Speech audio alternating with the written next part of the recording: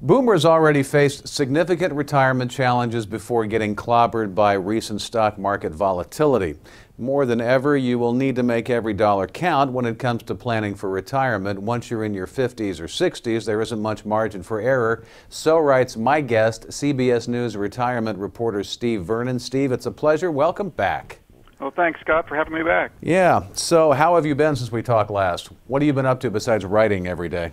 Well, I write most days on retirement planning. I give workshops on retirement planning as well, and just having a good time keeping people informed. Well, you know, I guess the rule book has changed in some ways for retirement planning, and you've got people, you know, looking at retirement, planning for it 50s and 60s, and then living until their 90s or even longer than that.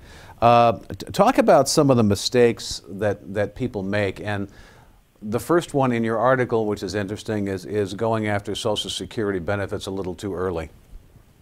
Right. I think when people stop and think about generating a lifetime income that is paid the rest of your life no matter how long you live, and you really think hard about how to do that from your 401k plan, you start to appreciate when someone else promises to pay you that benefit. And so, you know, the government, they're credible, they'll pay off. You know, you can have your opinions about Social Security, but by and large, once your payments start, I think they're guaranteed for the rest of your life. That's a very valuable benefit, and you want to make that as big as possible. And you can do that by delaying starting your benefit. Well, some people, as you've said, because of the market volatility and the problems we had in 07, 08, and 09, their retirement assets have been depleted drastically, and they find themselves, well, now I have to retire, now I can't find a job, now I have to go after Social Security, and that seems to be a catch-22. Well, and I do acknowledge if you're truly desperate for income and you don't have any other source of income, you know, I can see why you'd want to collect Social Security early. But I encourage people, just take any job. I mean, you don't have to take a job that pays what you used to make. As long as you're making more than what your Social Security benefit would be, you're better off taking that job so you can delay your Social Security benefit.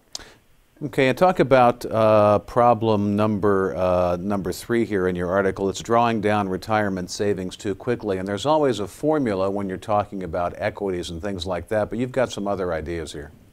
Well, right. There's this rule out there called the 4% rule, and it's become conventional wisdom that if you invest in a balanced portfolio between stocks and bonds and take out 4%, and give yourself raises for inflation every year, that you've got a good chance of never outliving your money. And, you know, that's a good starting point for deciding how much to withdraw.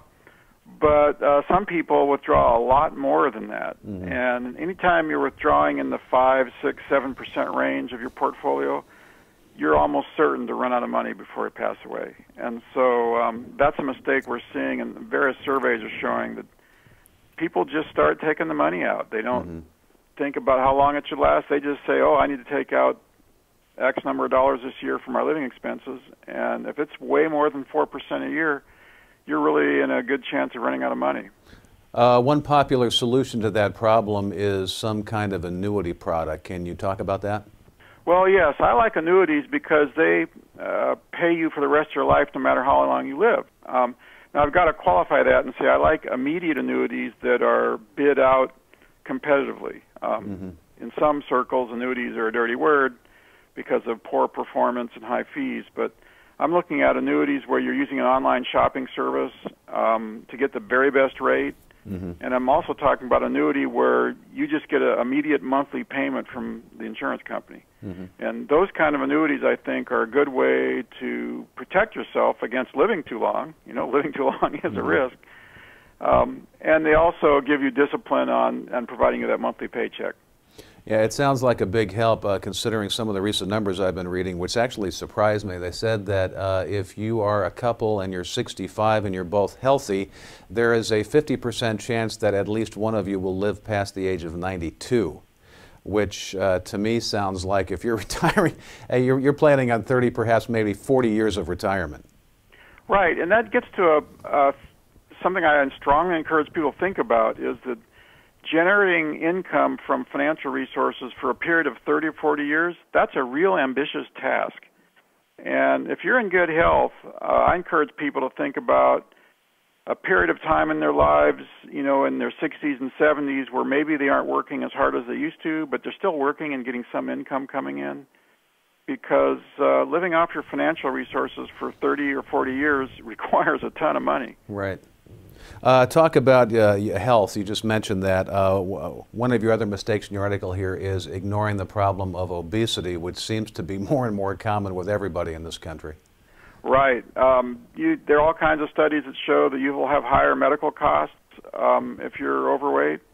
And actually, if you're extremely obese, it may not enable you to work, like we talked about earlier. So I think a good part of everybody's retirement plan should be to get serious about taking care of their health. You know, exercise more, eat better, and get that weight down.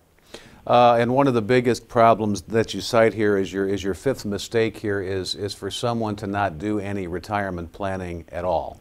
Right. A lot of people do what I call I'm out of here at retirement. Mm-hmm. And they just look at their 401k balance, and it looks like a lot of money, and they're tired of work, so they just say I'm out of here without doing any number crunching.